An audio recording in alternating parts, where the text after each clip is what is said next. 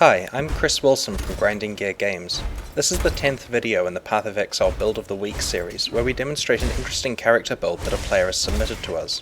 Today's build is a level 72 witch called Elemental Fury, which specializes in getting critical strikes as frequently as it can. For a character that is designed to deal critical strikes constantly, Elemental Hit is definitely a good skill choice. It adds a large amount of damage from a random element to each of your physical attacks.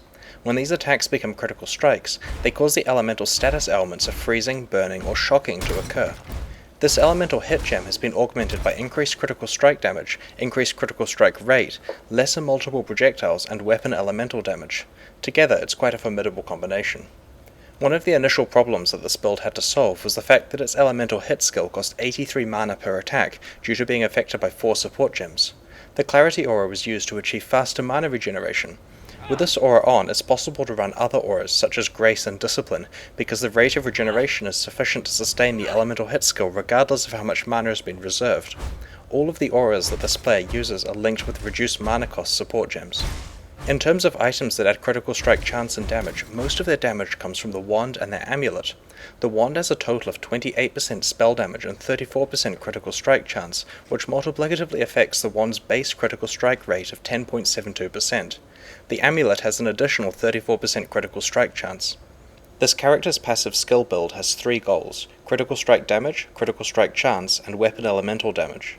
After escaping the witch starting area as quickly as possible, they travel in 2 different directions, picking up all of the critical strike and weapon elemental damage passives in the center of the tree and in the shadow and ranger areas. Overall, with elemental hit selected, the character achieves a critical strike damage multiplier of over 400% and a critical strike rate of above 73%.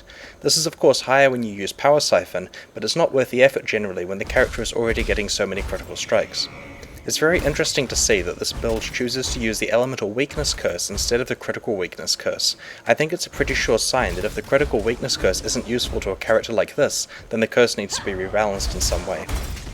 I'm pretty impressed by this build, as I haven't seen a good critical strike chance character for some time.